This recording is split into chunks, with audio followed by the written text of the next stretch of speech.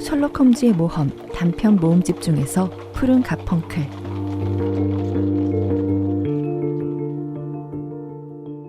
크리스마스 다음날 아침, 나는 인사차 셜록 홈즈를 찾아갔다.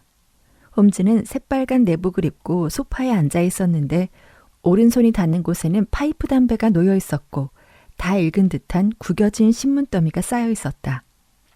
소파 앞에는 나무 의자가 하나 있었는데 의자 등받이에는 오래돼 손때 묻은 볼품없는 펠트 모자가 걸려 있었다. 그것은 도저히 쓰고 다닐 수 없을 정도로 볼품없었다. 의자 위에는 돋보기와 핀셋이 놓여 있는 것을 보니 그 모자를 걸어놓은 이유를 알 것 같았다. 일하는 중이었나? 방해가 된 건 아닌지 모르겠네. 전혀. 오히려 관찰할 것에 대해서 이야기할 상대가 생겨 잘 됐네. 아주 시시한 것이지만. 홈즈는 엄지손가락으로 낡은 모자를 가리키며 말했다. 시시하더라도 흥미롭고 배울 점도 있지. 나는 홈즈의 의자에 앉아 활활 타오르는 난로불에 손을 녹였다. 날씨가 추워져서 창에는 얼음이 두껍게 끼어 있었다. 내가 말했다. 그 낡은 모자에 뭔가 무서운 사연이라도 있는 것 같군. 저 모자가 단서가 돼서 수수께끼를 풀고 범죄자를 찾아 벌을 주겠다는 건가? 아니야. 범죄가 아니라네. 홈즈는 웃으며 말했다. 런던처럼 몇 제곱킬로미터 안에 400만 명의 인간들이 살고 있는 곳에서 흔히 일어날 법한 특별할 것이 없는 작은 사건이라네. 많은 사람들이 좁은 곳에 모여 살다 보면 이런저런 일들이 생길 수 있거든. 말하자면 굳이 범죄라고 말하기에는 그렇지만 놀랍고도 기이한 일들이 수없이 일어날 수 있지. 우린 벌써 그런 경험들이 있지 않나. 그건 그렇지. 내가 말했다.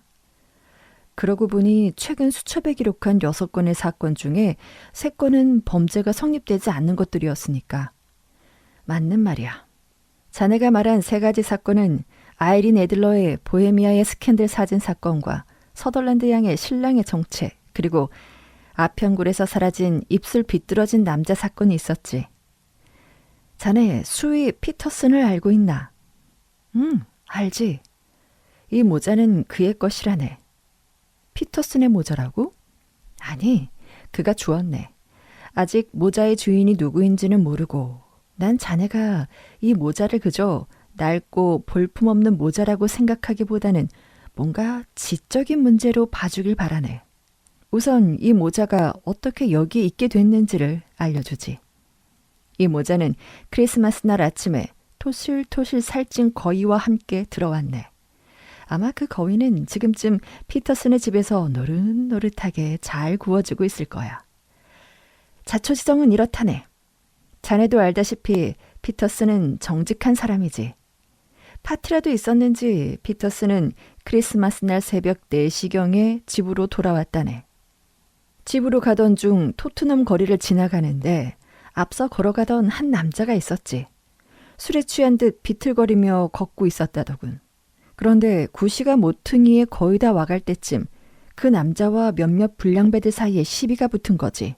결국 그중 하나가 남자의 모자를 쳐서 떨어뜨렸고 남자는 지팡이를 휘두르며 방어하려다가 뒤에 있던 상점의 창문을 깨트리고 말았어. 남자는 유리창을 깨서 놀란 데다가 그를 돕기 위해 제복을 입고 뛰어오던 피터슨을 보고는 경찰로 오해를 했는지 들고 있던 거위까지 내팽개치고 정신없이 토트넘 코트 뒤편으로 달아나고 말았지. 불량배들도 피터슨을 보고 모두 도망쳤고 그래서 피터슨 혼자 그곳에 남아서 모자와 거위를 줍게 된 거지. 그게 바로 이 낡은 모자와 크리스마스에 더할 나위 없는 선물이 될 거위였다네. 거위는 주인에게 돌려줬겠지? 아니, 그게 쉽지가 않네. 사실 거위 왼발에는 헨리 베이커 부인에게라고 적힌 카드가 묶여 있었다네. 모자 안쪽에도 H비라는 머리 글자가 적혀 있긴 했지만 우리가 사는 이 도시에 베이커라는 성을 가진 사람은 수없이 많고 헨리 베이커라는 이름도 헤아릴 수 없이 많을 텐데 무슨 수로 거위와 모자 주인을 찾아서 돌려줄 수 있겠나.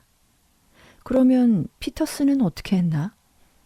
그는 내가 아주 사소한 문제에도 관심을 가지고 있다는 걸 아니까 거위와 모자를 크리스마스 아침에 가지고 왔다네. 거위는 오늘 아침까지만 해도 이곳에 있었지만 날씨가 아무리 추워졌다 해도 더 이상 놔두면 상할 것 같아서 피터슨에게 거위의 최후를 맡겼네. 크리스마스 요리를 잃어버린 신사의 모자는 여기 이렇게 보관하고 있고 말이야. 그 신사가 분실물 광고를 내진 않았나? 아니, 없었네. 그럼 모자의 주인이 어디 사는 누구인지 알아낼 단서라도 있나? 우리가 추리할 수 있을 만큼. 이 모자에서? 그렇지. 농담도 잘하네. 이 낡은 모자에서 무엇을 알아낼 수 있단 말인가? 여기 돋보기가 있네. 내가 어떤 방법을 사용하는지는 알지? 그렇다면 이 모자를 쓰고 다닌 신사에 대해서 무엇을 알아낼 수 있을까? 나는 낡은 모자를 손에 들고 조금 막막한 심정으로 요기조기 살펴보았다. 둥근 테두리의 평범한 검정 모자였다. 안감으로 붉은 비단을 댔지만 오래되어 색이 발해 있었고 제조사 이름도 떨어져 나간 상태였다. 그리고 홈즈가 말한 대로 안감 안쪽에는 HB라는 머리 글자가 새겨져 있었다. 모자가 바람에 날리지 않도록 챙에 구멍을 뚫어 묶을 수 있게 되어 있었지만 고무줄은 없었다. 몇 군데는 갈라져 있어 먼지가 많이 쌓였으며 색이 바린 것과 얼룩진 것을 숨기기 위해 잉크로 덧바른 흔적이 남아 있었다. 나는 아무것도 찾을 수가 없는데. 내가 홈즈에게 모자를 돌려주었다. 아니, 왓슨, 그렇지 않네. 자네는 분명히 보았고 단서를 찾을 수 있네. 그걸 바탕으로 추리를 하지 않을 뿐이지. 자네는 추리하는 일에 너무 소심하네. 그럼 자네는 이 모자를 보고 뭘 추리했나? 홈즈는 모자를 집어들고 깊은 생각에 잠겼다. 그만이 할 수 있는 것이었다. 생각할 만큼 많은 것을 알 수는 없었네. 그래도 아주 분명한 특징을 몇 가지로 알아낼 수 있는 것들이 있었지. 그리고 확실한 단서도 몇 가지 있고 말이야. 우선 이 모자의 주인은 매우 지적인 사람일세. 그리고 적어도 지난 3년 동안은 부유했지만 지금은 생활 형편이 그리 좋지 못하지. 또 신중한 편이지만 형편이 나빠지면서 신중함도 잃어 지금은 예전만 못하네. 그리고 형편이 나빠지면서 좋지 못한 습관이 생긴 것 같은데, 예를 들면 술을 지나치게 많이 마신다던가 하는 거 말일세. 아마 남편에 대한 부인의 애정이 식은 것도 이 때문이 아니었을까 싶군. 홈즈, 말이 되는 소리를 하게나. 하지만 신사에게 어느 정도 자존심은 남아있네. 홈즈는 나의 항의를 무시한 채 말을 이었다. 요즘에는 집 밖에는 거의 안 나가고 의자에 조용히 앉아서 지내는 시간이 많아 몸 상태도 별로 좋지 않네. 중년이고 머리카락은 희끗희끗하지. 또 최근에 이발을 했고 머리에는 라임 크림을 바른다네. 이 모자를 보고 분석한 건 이 정도라네. 또 집에는 가스가 없는 것이 확실하지. 홈즈, 자네는 확실히 농담을 하고 있군 그래. 그럴 리가 있나. 내 추리에 대해 말해주었으니 이런 분석이 어떻게 나왔는지 자네는 알 수 있겠지. 내가 바본가? 솔직히 고백하면 난 자네의 말이 잘 이해되지 않는다네. 예를 들면 신사가 지적이라는 걸 어떻게 알지? 대답을 하는 대신 홈즈는 모자를 그의 머리 위로 올려놨다. 모자는 홈즈의 이마를 덮고 콧등까지 내려왔다. 내의 크게 문제네. 이렇게 머리가 큰 남자라면 그 안에 든 것도 상당하지 않겠나. 지금 형편이 어렵다는 건. 이 모자는 3년 된 거라네. 3년 전쯤에 챙이 넓고 끝이 말려있는 모자가 유행을 했었지. 이 모자는 최상급이라네. 여기 리본 물결 모양이 비단으로 되어져 있고 또 안감은 얼마나 고급스러운가. 3년 전에는 이런 비싼 모자를 살 수 있었는데 이후에 모자를 바꾸지 않는 것으로 보아 궁핍해졌다는 걸 알 수 있지. 그럴지도. 하지만 신중한 성격이니 예민하지 못한 성격이니 이런 것들은? 셜록 홈즈는 껄껄 웃었다. 여기를 보면 알 수 있지. 홈즈는 끈을 맬 수 있게 뚫어놓은 챙의 동그란 구멍을 가리켰다. 원래 모자에는 이런 구멍이 없지 않은가. 이런 건 처음엔 달려있지 않는 거야. 이 남자는 모자를 산 뒤 바람에 모자가 날리지 않도록 미리 준비를 한 것이니 신중하다는 것이지. 하지만 끈이 없어졌는데도 다시 달지 않는 것을 보면 최근에는 신중성이 많이 약해졌다는 것을 알 수 있네. 정신적으로 많이 나약해진 것이 틀림없어. 하지만 신사는 모자에 묻은 얼룩을 검정 잉크로 감추려고 했네. 자존심을 완전히 잃은 것은 아니라는 얘기지. 듣고 보니 확실히 그럴듯하군. 다른 것들도 설명해보지. 이 남자가 중년이고 머리가 희끗희끗하고 라임 크림을 발랐으며 이발한 지 얼마 되지 않았다는 것은 안감을 보고 알게 된 결론일세. 돋보기로 보면 이발소 가위로 깨끗하게 자른 짧은 머리카락이 많이 묻어있지. 전부 끈적하게 달라붙어 있는 데다가 라임 크림 냄새를 진하게 풍기고 있어. 그리고 이 먼지를 잘 보세. 밖에서 묻은 회색 먼지가 아니라 집안에 있는 보풀 같은 미세한 갈색 먼지거든. 그렇다면 이 모자는 거의 집안에 놓아두었다는 얘기가 되지. 그리고 안쪽에 젖은 자국은 이 남자가 땀을 많이 흘린다는 것이니 평소 건강한 상태가 아니라는 걸 알 수 있네. 그럼 부인의 애정이 식었다는 건 뭔가? 이 모자는 몇 주일간 손질을 하지 않았어. 왓슨, 만약 자네가 일주일치 먼지가 쌓인 모자를 쓰고 나가는데도 부인이 본체만 취한다면 두 사람의 관계가 예전 같지 않다고 할 수 있지 않겠나. 하지만 그는 독신일지도 모르지. 그렇지 않을 걸세. 이 남자가 거위를 산 건 부인과 화해하려고 산 걸세. 거위 다리에 카드가 있었다는 거 기억하나? 자네는 질문의 모든 답을 알 수 있군. 그런데 그의 집에 가스가 설치되지 않았다는 건 또 어떻게 알았나? 모자에 기름 얼룩은 한두 번 묻을 수는 있네. 하지만 5군데나 기름 얼룩이 묻어 있다면 동물 기름으로 된 양초를 들고 자주 다녔다는 걸 알 수가 있지. 아마 밤에 한 손에는 모자를 쥐고 다른 손으로는 양초에 불을 붙여 2층으로 올라가곤 했을 걸세. 아무튼 가스에 동물 기름이 묻을 이유가 없지 않은가. 아주 기발한 발상이군. 나는 웃으며 말했다. 하지만 자네 말대로 범죄가 일어나지 않았고 거위를 잃어버린 것 말고는 다른 피해가 없다면 자네의 훌륭한 추리도 별 소용이 없는 거 아닌가? 셜록 홈즈가 입을 열어 답변하려는 순간 갑자기 문이 열리더니 피터슨이 새빨개진 얼굴이 되어 뛰어들어왔다. 그의 얼굴에는 놀라고 당황스러운 표정이 역력했다. 거위가... 홈즈 선생님, 그 거위가 말입니다. 피터슨은 숨을 헐떡였다. 뭔가? 거위가 왜? 죽었던 거위가 살아나서 창문 밖으로 도망이라도 갔나? 홈즈는 소파에 기댄 몸을 살짝 일으켜 흥분한 피터슨을 바라보았다. 이걸 보세요. 아내가 거위를 손질하다가 모이 주머니에서 이걸 발견했습니다. 그의 손바닥 위에는 콩알보다 약간 작은 푸른 보석이 반짝이고 있었다. 셜록 홈즈는 휘파람을 불며 자리에서 일어났다. 세상에 피터슨, 정말 귀한 보석이로군. 자네 손바닥 위에 있는 것이 무엇인지 알고 있겠지? 다이아몬드 아닙니까? 유리를 간단하게 절단할 수 있다는. 이건 평범한 보석이 아니라네. 아주 특별한 보석이지. 모크라 백작 부인의 카펑클 아닌가? 너무 놀라 내가 말했다. 그래, 맞아.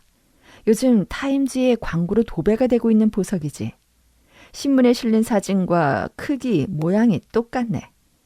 이 세상에 하나밖에 없는 진귀한 보석일세. 그 가치를 따질 수 없겠지만 10,000만 파운드의 상금은 아마 시세의 20분의 1도 안 되는 금액일 걸세. 1,000파운드요?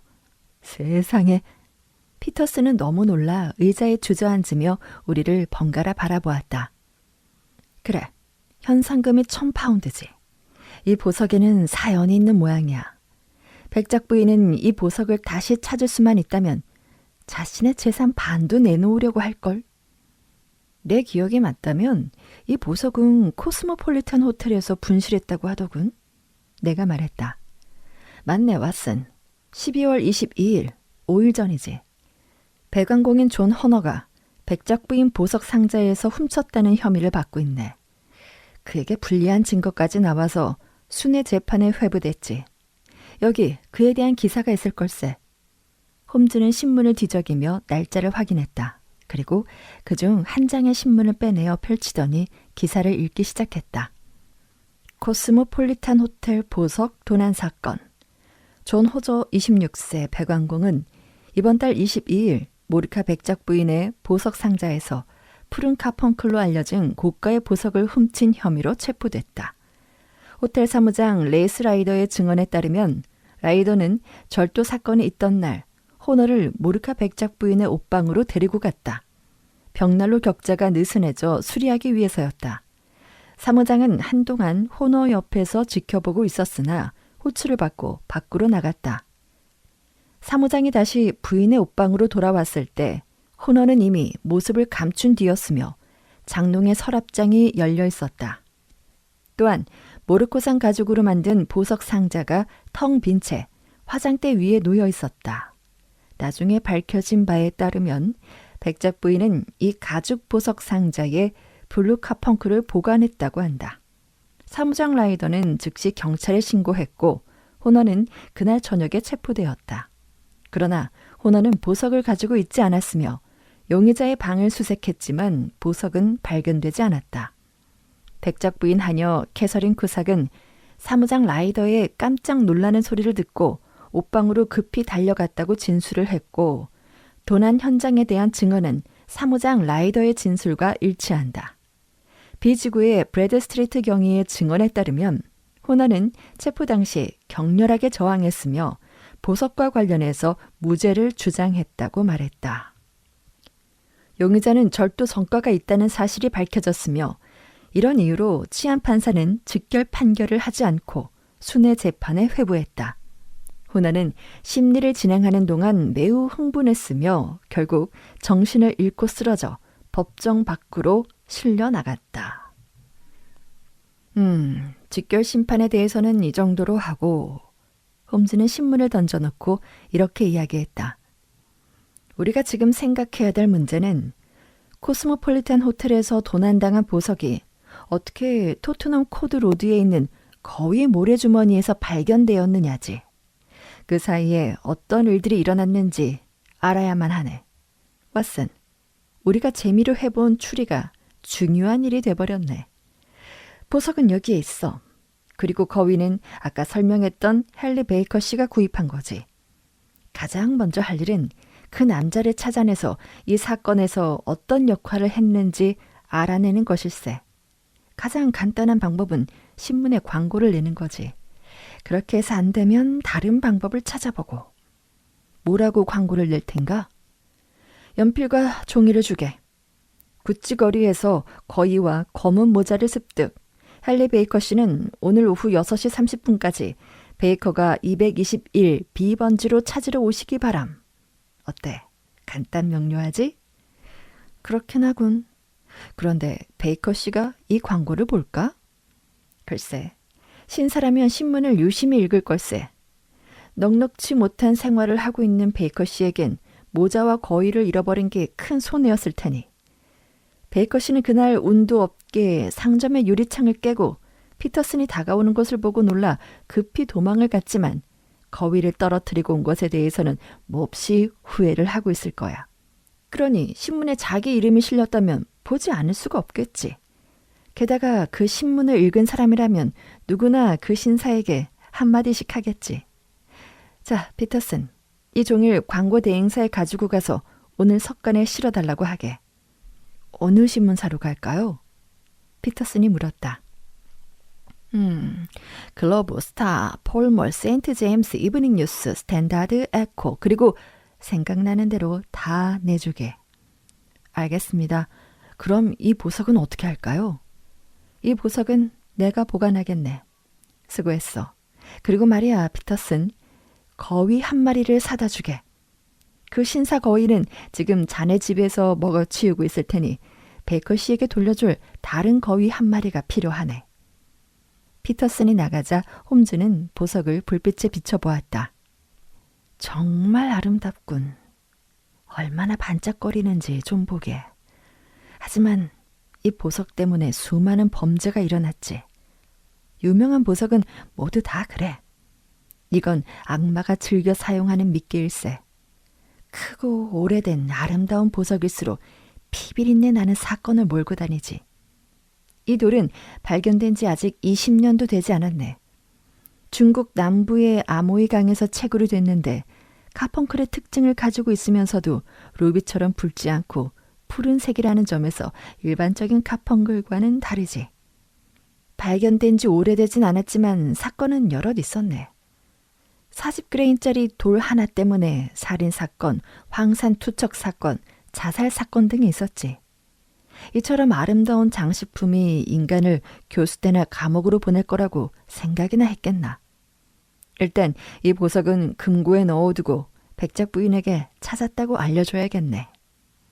자네는 호너라는 자가 무죄라고 생각하나? 그건 알 수 없지. 그럼 홈즈, 자네 생각에 헨리 베이커 씨가 이번 사건과 관련이 있을 것 같나? 헨리 베이커 씨는 자기가 산 거위가 금으로 만들어진 것보다 더 비싼 것이라고는 생각하지 못한 것 같네. 어쨌든 광고를 보고 찾아온다면 간단한 테스트를 통해서 알아보면 될 걸세. 그럼 기다리는 것 말고는 딱히 할 일이 없다는 거지? 그렇지. 그럼 나는 환자를 좀 살펴보고 와야겠네. 하지만 사건의 결과가 궁금하니 6시 30분 전에는 돌아오겠네. 자네가 사건을 해결하는 모습을 보고 싶으니까 말이야. 기다리겠네. 저녁 식사는 7시야. 오늘 저녁 메뉴는 맷도요새 요리인데 방금 전 일어난 사건을 봐서라도 허든슨 부인에게 도요새 모이 주머니를 잘 살펴보라고 해야겠군.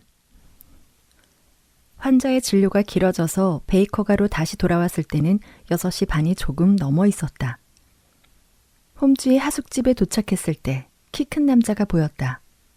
그 남자는 챙이 없는 모자를 쓰고 단추를 턱 밑까지 채운 외투를 입고 있었다.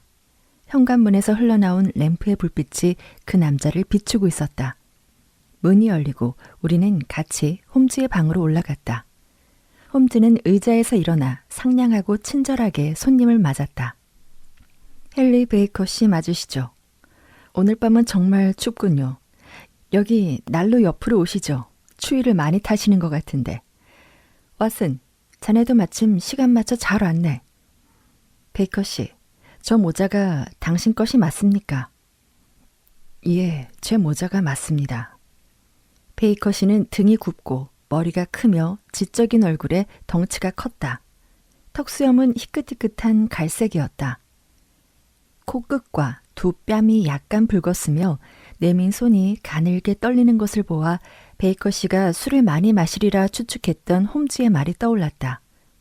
그는 빛바랜 검은색 프로코트에 깃을 세웠고 앞단추는 모두 잠갔다. 코트 소매 사이로 빠져나온 얇은 손목에는 셔츠의 소매도 커프스도 없었다. 그는 낮은 목소리로 신중하고 천천히 이야기했는데 대략 교양 있고 교육도 받은 느낌이었지만 인생의 굴곡이 많은 듯한 인상이었다. 우리는 이 물건을 며칠간 보관했습니다. 홈즈가 말했다. 물건을 분실하신 분이 광고를 낼 거라고 생각했으니까요. 그런데 왜 광고를 안 하신 건지 궁금하군요. 손님은 부끄럽다는 듯 말했다. 형편이 예전만 못하기도 하거니와 거위와 모자는 제게 시비를 걸었던 불량배들이 가져갔을 거라고 생각을 했습니다. 그래서 광고를 내봤자 소용이 없을 것 같았거든요. 그러셨군요. 그런데 거위는 어쩔 수 없이 먹었습니다. 먹었다고요? 손님은 놀란 듯 의자에서 반쯤 일어섰다. 그대로 두었다면 상해버렸을 겁니다. 하지만 저기 다른 거위가 있습니다. 저 정도면 당신의 거위와 크기도 비슷하고 아주 신선할 겁니다. 예, 그렇네요. 좋습니다. 물론 깃털과 다리, 모이주머니가 남아있긴 합니다만 원하신다면 그것을... 홈즈의 말에 신사는 웃음을 터뜨렸다. 그것이 기념품이 될 수 있을지는 모르겠습니다만 제게는 필요 없을 것 같군요. 괜찮으시다면 선반에 저 거위만 받고 싶습니다. 셜록 홈즈는 어깨를 으쓱하더니 나를 날카로운 눈빛으로 바라보았다. 그럼 이 모자와 거위를 가지고 가십시오. 그런데 궁금한 것이 있습니다. 지난번 거위는 어디서 구입하셨습니까? 저는 거위를 좋아하는 편인데 지난번 거위처럼 토실토실한 거위는 거의 본 적이 없어서요. 베이커 씨는 자리에서 일어나 거위를 옆구리에 끼며 말했다. 친구들 중 몇 명이 박물관 근처에 있는 알파 술집에 자주 드나듭니다. 낮에는 박물관에서 일을 하니까요.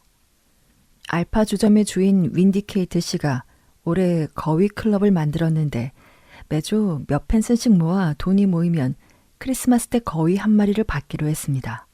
저도 꼬박꼬박 회비를 냈고 제 몫으로 거위를 받은 것이죠. 그 다음은 어떻게 됐는지 선생님도 잘 알고 계실 겁니다. 선생님께 신세를 졌습니다. 이 챙 없는 모자는 내 나이에 어울리지도 않을 뿐더러 품위도 없으니까요. 베이커 씨는 우스꽝스러울 정도로 우리 둘에게 정중하게 인사를 하고 돌아갔다. 헨리 베이커 씨는 이걸로 됐네. 그는 이 사건에 대해선 아무것도 모르는 것 같군. 왓슨, 혹시 배고픈가? 아니, 별로. 그럼 저녁은 나중에 먹기로 하고 시작한 김에 단서를 찾으러 가는 건 어떤가? 좋지. 날씨가 몹시 추웠기에 우리는 긴 외투에 목도리까지 두르고 밖으로 나갔다. 나가보니 구름 한 점 없이 맑은 밤 하늘에 별이 차갑게 빛나고 있었다. 지나가는 사람들의 입에서 권총에서 나오는 듯 하얀 입김이 피어올랐다. 우리는 의사들의 거리인 원폴 거리, 할리 거리, 위그모어 거리를 지나서 옥스퍼드로 갔다. 15분 정도 걸었을 때 블룸즈베리 알파 술집에 도착했다. 그곳은 홀본가로 통하는 거리 모퉁이에 있는 작은 술집이었다. 홈즈는 술집 문을 열고 가게 안으로 들어갔다. 그리고 하얀 앞치마를 두른 혈색 좋은 주인에게 맥주 2잔을 주문했다. 이젠 맥주는 거위만큼 훌륭할 것 같군요. 홈즈가 말했다. 우리 집 거위라고요? 주인은 놀란 듯했다. 30분 전에 거위 클럽 회원인 헨리 베이커 씨와 이야기를 나눴거든요. 아, 그렇죠. 하지만 우리 가게 거위는 아닙니다. 아니라고요? 그럼 어느 가게 거위인가요? 코벤트 가든에 있는 고기 가게에서 24마리를 샀죠. 아, 그렇군요. 그쪽이라면 나도 몇 군데 알고 있는데 누구한테서 구입한 겁니까? 브레킨리즈입니다. 아, 처음 들어보는 이름이군요. 아무튼 당신의 건강과 가게의 번창을 위해 건배하죠. 홈즈와 나는 밖으로 나왔다. 이번엔 브리킨리즈 일세. 매서운 추위에 우리는 단추를 끝까지 채웠다. 왓슨, 기억하게. 우리는 지금 평범한 거위를 쫓고 있지만 그 끝에는 무죄를 증명하지 못하면 7년형을 선고받게 될 한 남자가 있네. 물론 유죄가 확실해질 증거를 찾을 수도 있고. 아무튼 우리는 경찰이 놓은 수사의 단서를 추적하고 있는 걸세. 그러니 끝까지 가보자고. 그럼 남쪽으로 빨리 이동하지. 홀본가를 가로질러 엔델가를 따라 지그재그로 늘어선 빈민가를 지나 코벤트 가든 마켓으로 갔다. 어느 큰 가게에 브레킨리즈라는 간판이 적혀 있었는데 구렛나루를 단정하게 기르고 날카로운 얼굴을 가진 가게 주인이 한 소년과 함께 가게 문을 닫고 있었다. 안녕하십니까. 날이 무척 춥군요. 홈즈가 말을 건넸다. 상인은 고개를 까딱하고 내 친구를 흘낏 쳐다보았다. 거위는 다 팔렸군요. 홈즈는 텅 빈 진열대를 가리키며 말했다. 내일 아침에는 500마리라도 갖다 놓을 수 있어. 내일 아침은 너무 늦습니다. 그럼 저기 가스등이 켜진 가게로 가보시죠. 당신 가게 거위가 좋다는 이야기를 듣고 왔소만. 누가요? 알파 술집 주인에게 들었어. 아, 그랬군요. 며칠 전 그 사람에게 24마리를 보냈죠. 거위들이 정말 좋다군요. 그런데 그런 거위는 어디서 오는 겁니까? 홈즈가 묻자 주인은 갑자기 화를 내기 시작했다. 이봐요, 선생. 가게 주인은 두 손을 허리에 짚고 삐딱한 시선으로 홈즈에게 말했다. 원하는 게 뭐요? 솔직히 말하시오. 나는 이미 똑똑히 말한 것 같은데 알파 술집 주인에게 판 거위를 누구한테서 샀는지 알고 싶은 것뿐이요. 그건 가르쳐줄 수 없으니 당장 돌아가시오. 거참, 별것도 아닌 일에 화를 내는 이유를 알 수가 없군요. 화를 낸다고? 당신도 나처럼 괴롭힘을 당하면 화를 낼 거요. 물건을 받고 값을 치르면 그만 아니요? 그런데 그 거인은 어디서 누구에게 팔았고 얼마에 팔았소? 라고 캐물으면 화가 안 나겠냐고. 그 거위 때문에 이렇게 난리 부르스를 떠는 걸 보면 세상에 남은 거위는 그 한 마리뿐인 줄 알겠소. 난 그런 걸 물어보는 사람과 전혀 관계가 없소. 무심한 말투로 홈즈가 말했다. 가르쳐주지 않는다면 내기고 뭐고 다 끝이오. 하지만 난 거위에 관해서라면 자신이 있지. 내가 먹은 거위가 시골에서 키운 거위라는데 5파운드를 걸겠소.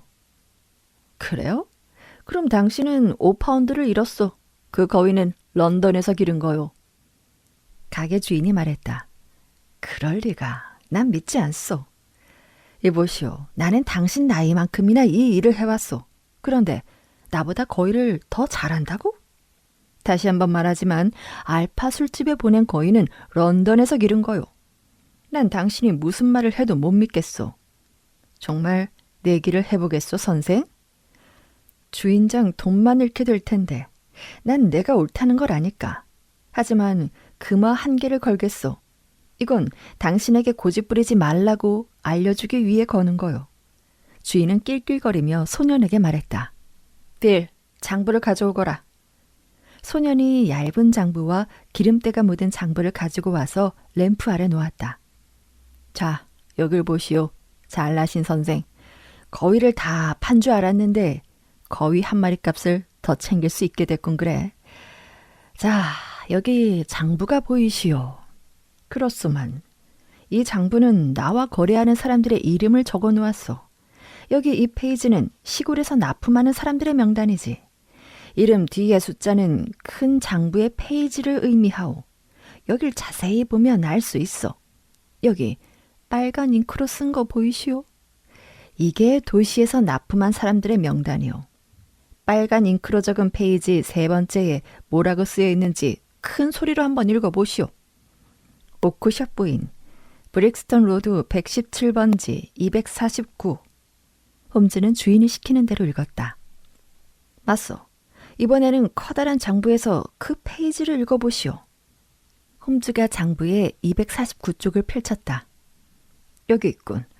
오크숍 브릭스턴 로드 117번지 계란 및 가금류 납품. 그리고 마지막에 뭐라고 쓰여 있어?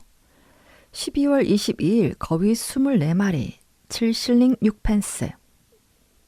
맞소. 그 밑에는 또 뭐라고 쓰여 있어? 알파 술집 윈디게이트 씨에게 판매 12실링. 이래도 뭐 더 할 말이 있어? 셜록 홈즈는 분하다는 표정을 지었다.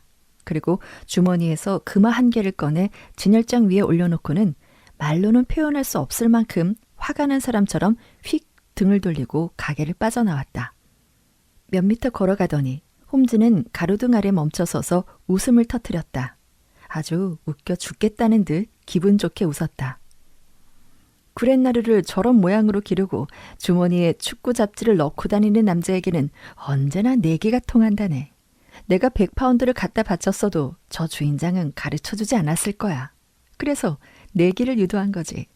왓슨, 우리 조사도 이제 거의 막바지에 다다른 것 같네.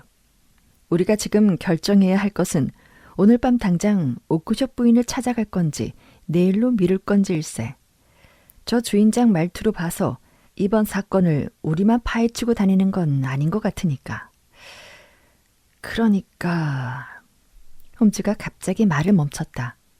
방금 나온 가게에서 큰 소란이 일어났기 때문이었다. 뒤를 돌아보니 쥐새끼처럼 생긴 사내가 램프의 노란 불빛 아래에 서 있는 게 보였다.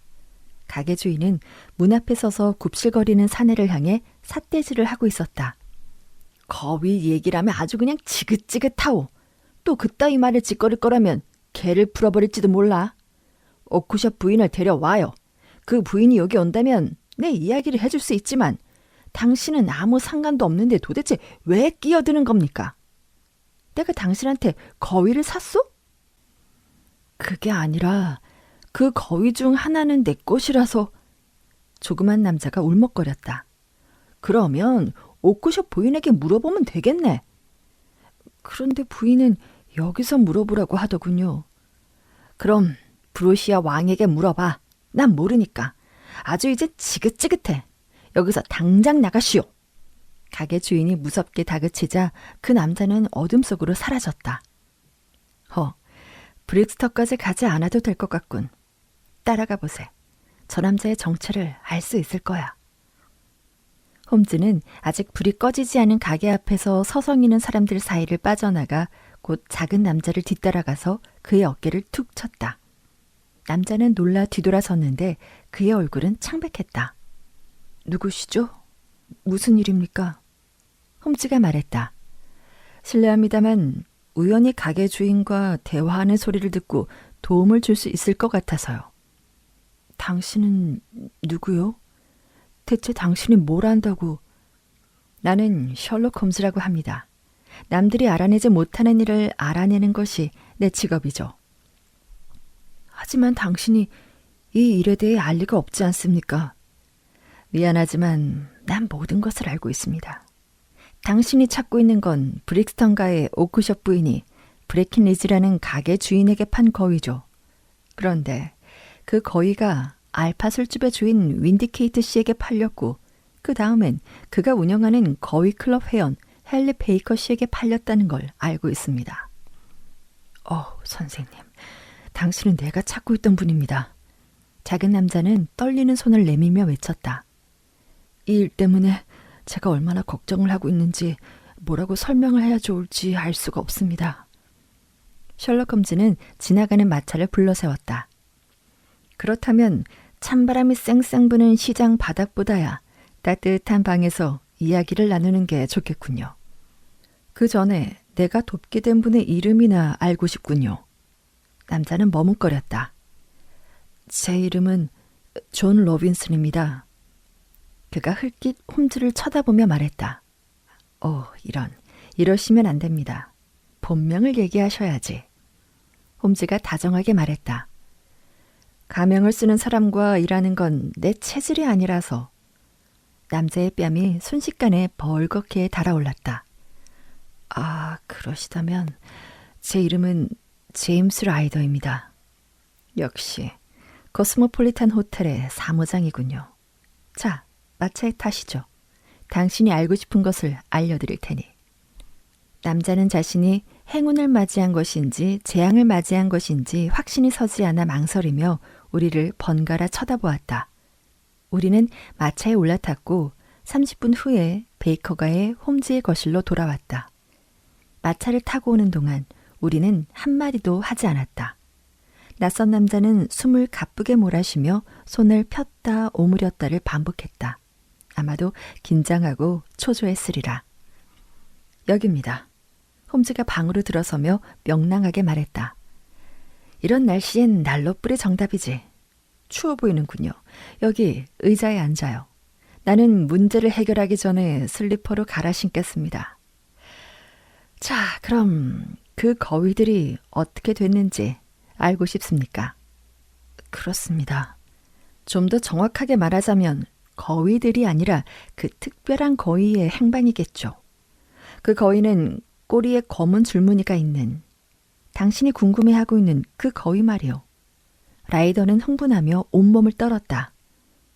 선생님 맞습니다. 그 거위가 어디로 갔는지 알고 계십니까? 여기 있습니다. 여기요? 정말 특별한 거위더군요. 죽은 뒤에 알을 낳았으니 말입니다. 조그맣고 아름답고 반짝이는 푸른 알 말이죠. 지금까지 이런 알은 본 적이 없습니다. 그래서 여기서 소중하게 보관을 하고 있죠. 남자는 비틀거리며 일어나 오른손으로 벽난로를 짚었다. 홈즈가 금고를 열자 별처럼 빛나는 푸른 가펑클이 눈부신 광채를 뿜어냈다. 라이더는 자신의 소유임을 말해야 할지 말아야 할지 망설이는 듯 했다. 게임은 끝났소, 라이더. 홈즈가 말했다. 이런, 정신 차려요. 그러다 불 속으로 쓰러지겠군. 저 친구를 의자에 앉혀주게. 엄청난 범죄를 저지르기엔 배짱이 없군. 브랜디를 조금 주게. 그래, 이제 정신이 좀 드나. 정말 애송이로군. 라이더는 순간 비틀거리며 거의 넘어질 뻔했지만 브랜디 한 모금 덕분에 기운을 차렸다. 그는 불안한 눈빛으로 홈즈를 바라보았다. 홈즈가 라이더에게 말했다. 나는 사건을 거의 파악했고 증거도 가지고 있습니다. 사실 당신에게 더 들을 얘기도 없지만 몇 가지 확인을 해서 분명하게 사건의 전모를 밝히는 것이 좋겠죠. 당신은 백작 부인이 블루카 펑크를 가지고 있다는 것을 알고 있었죠. 캐서린 쿠삭에게서 보석에 대한 이야기를 들었습니다. 라이더는 기운 없는 목소리로 대답했다. 그렇군요.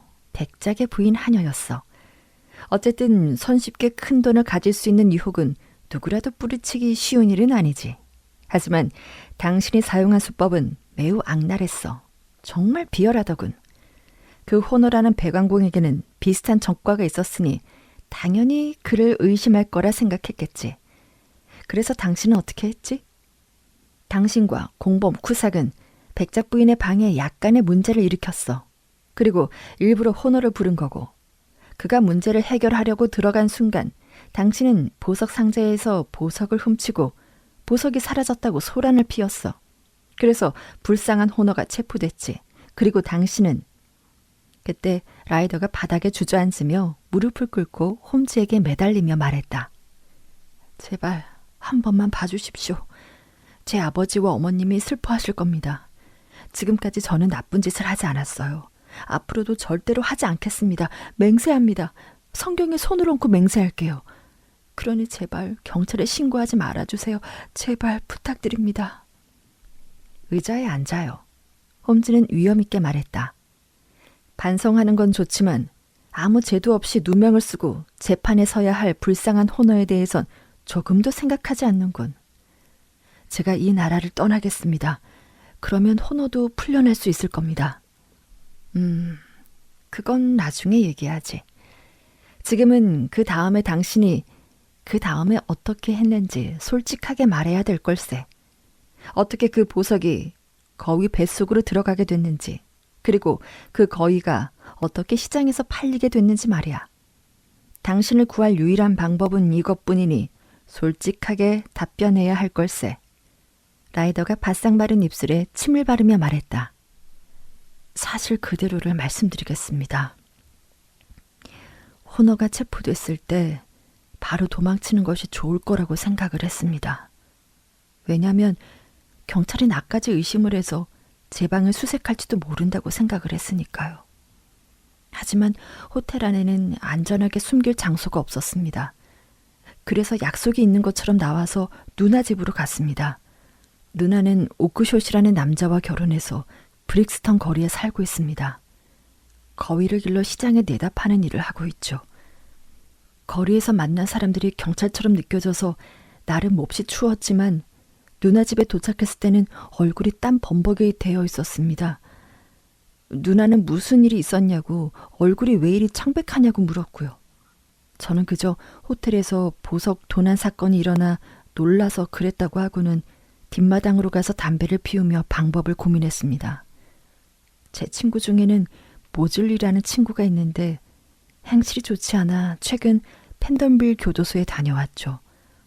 이 친구에게서 언젠가 훔친 물건을 처리하는 방법을 들은 적이 있었습니다. 그래서 모즐리가 살고 있는 킬버로 찾아가 비밀을 털어놓으려고 했죠. 그가 보석을 처리하는 방법을 알려줄 수 있을 테니까요.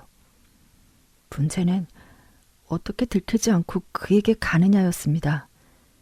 호텔에서 누나 집까지 가는 것도 두려웠으니까요. 조끼에 보석을 넣어두었는데 언제 어디서 경찰에게 잡혀 수색을 당하게 될지 모르니까요. 그렇게 벽에 기대 이런저런 고민을 하고 있는데 거위가 내 발 주위를 뒤뚱뒤뚱 걸어가는 게 보였습니다. 그때 기발한 생각이 들었어요. 어떤 경찰도 절대 찾아낼 수 없는 방법이었습니다. 몇 주일 전 누나는 크리스마스 선물로 거위 한 마리를 주겠다고 했습니다. 누나는 약속을 어기는 사람이 아니었거든요. 그래서 거위를 골라 보석을 삼키게 한 뒤 킬번까지 가지고 가면 안전할 거라고 생각을 했습니다. 그래서 마당에 있는 작은 헛간으로 꼬리에 줄무늬가 있는 거위를 몰고 갔습니다. 그리고 녀석의 부리를 손가락으로 열어서 보석을 목구멍 속으로 쑥 밀어 넣습니다. 손가락이 닿는 데까지 아주 깊숙이요. 거위는 보석을 삼켰고 만져보니 식도를 지나 모이 주머니로 내려가는 게 느껴졌습니다. 그런데 거위가 날개짓을 하면서 난리를 치자 누나가 무슨 일이냐며 들어왔죠. 그런데 누나에게 말을 걸려고 하는 순간 그 거위가 밖으로 달아났습니다. 그리고 다른 거위들 무리와 섞였습니다. 거위한테 무슨 짓을 한 거니, 잼? 누나가 물었습니다. 누나가 크리스마스 때 나한테 선물로 거위를 준다고 해서 어느 놈이 제일 통통한지 만져본 거야. 네 거는 따로 골라놨지. 잼의 거위라고 이름까지 지어줬는걸? 저쪽에 있는 26마리 중에 크고 흰 놈이 네 거야. 하나는 우리 거고 나머지 24마리는 팔 거야. 고마워 누나. 하지만 괜찮다면 지금 잡았던 저 녀석이 마음에 드는데 네 건 다른 것보다 3파운드나 더 무거워. 너 주려고 특별히 살을 찌웠거든. 괜찮아. 난 저놈이 마음에 드는 걸 지금 가져가도 되지? 제가 이렇게 말하자 누나는 조금 짜증을 내면서 말했습니다. 그래, 네가 원한다면. 그래, 어떤 걸 가져가겠다고? 저기 꼬리에 줄무늬 있는 하얀 놈, 저기 한가운데. 알았어. 네가 알아서 잡아가. 그래서 홈즈 선생님, 저는 거위를 잡아서 킬번으로 갔습니다. 그리고 모줄리에게 모든 걸 털어놨죠. 그에게 이런 비밀을 털어놓는 건 어렵지 않았거든요. 그는 배꼽 빠지게 웃었습니다. 그리고 우리는 거위의 배를 갈랐죠. 그런데 보석은 없었어요. 저는 끔찍한 실수를 했다는 생각에 거위는 그냥 둔 채 정신없이 누나의 집으로 달려갔습니다. 그런데 마당에는 한 마리의 거위도 없었어요. 저는 큰 소리로 누나에게 물었죠. 누나, 여기 있던 거위 다 어디 갔어? 상인한테 넘겼지. 어디 상인? 브레켄리지. 꼬리에 검은 줄무늬가 있는 거위가 또 있었어? 아까 내가 가져간 거랑 똑같은 놈. 잼. 꼬리에 줄무늬가 있는 놈들이 있기는 한데 아주 비슷비슷하게 생겼지. 저는 누나의 말이 끝나기가 무섭게 브레켄리지로 뛰어갔습니다. 하지만 거위는 다 팔린 뒤였고 그 주인은 거위를 어디에 팔았는지 알려주지 않았어요. 아까 보셨잖아요. 그 주인은 항상 내게 그렇게 대답했습니다. 누나는 제가 미친 건 아닌지 걱정했어요. 사실 저도 가끔 그런 생각이 드니까요. 직장도 명예도 팽개치고 손에 넣은 보석은 만져보지도 못하고 이제 저는 도둑이라는 낙인이 찍혔습니다. 하나님, 저는 이제 어떻게 해야 되나요? 라이더는 두 손으로 얼굴을 감싼 채 흐느껴 울기 시작했다. 라이더의 거친 숨소리와 홈즈가 손가락 끝으로 탁자를 세게 두드리는 소리만 들릴 뿐 오랜 침묵의 시간이 흘렀다.